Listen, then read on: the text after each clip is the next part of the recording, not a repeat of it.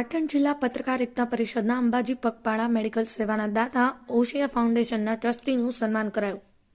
ગુજરાત રાજ્ય પત્રકાર એકતા પરિષદના પ્રદેશ અધ્યક્ષ લાભુભાઈ કાતરોડિયા તથા ઉપાધ્યક્ષ શ્રી કમલેશભાઈ પટેલ, પ્રભારી રાજુભાઈ પટેલની સૂચનાથી ને પાટણ જિલ્લા પત્રકાર એકતા પરિષદના પ્રમુખ શ્રી પ્રકાશભાઈ નાડોદાના માર્ગદર્શન હેઠળ દાતા શ્રી પાટણના ઓશિયા ફાઉન્ડેશન ટ્રસ્ટના મેનેજિંગ ટ્રસ્ટીનું સન્માન કરવામાં આવ્યું હતું.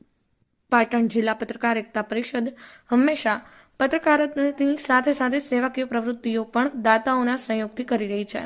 ત્યારે સમયમાં ભાદરવી પૂનમના મહામેળામાં જતા પદયાત્રીઓ માટે મેડિકલ સેવા કેમ્પનું વિવિધ દાતાઓના સહયોગથી આયોજન કર્યું હતું, જ્યાં પાટણના ઓશિયા ફાઉન્ડેશન ટ્રસ્ટના મેનેજિંગ ટ્રસ્ટીએ ઉદાર હાથે ફાળો આપ્યો હતો. ત્યારે તેને બિરદાવવા માટે પાટણ જિલ્લા પત્રકાર એકતા પરિષદના હોદ્દેદારો દ્વારા તેમનું સન્માન કરાયું હતું. પાટણ જિલ્લા પત્રકાર એકતા પરિષદના હોદ્દેદારો દ્વારા પાટણ ખાતે રહેતા અને વિવિધ સેવાકીય પ્રવૃત્તિઓ કરતા ઓશિયા ફાઉન્ડેશન ટ્રસ્ટના મેનેજિંગ ટ્રસ્ટી કમલેશભાઈ મોદીનું શાલ ઓઢાડી શિલ્ડ આપી સન્માન કરવામાં આવ્યું હતું.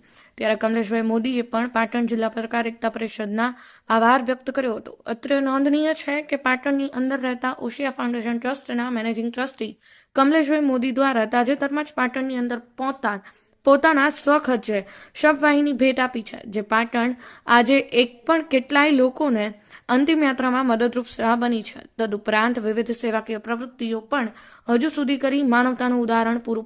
Rajubhai D Patel, Patan news 24, Patan. આજ રોજ ગુજરાત પત્રકાર પરિષદ એકતા ગ્રુપ ઓશિયા ગ્રુપના ચેરમેન તથા ઓશિયા ગ્રુપનું સન્માન પત્રકાર એસોસિએશન પાટણ જિલ્લાએ કર્યું. અમે ભાદરવા સુદ પત્રકાર પરિષદનો જે કેમ્પ થાય એમાં મેડિકલમાં સહયોગ રૂપે ઓશિયા ગ્રુપ થયો હતો. તે બદલ આજ રોજ અમારું સન્માન બદલ કર્યું, તે બદલ એમનો ખૂબ ખૂબ આભાર અને ધન્યવાદ કરીએ છીએ.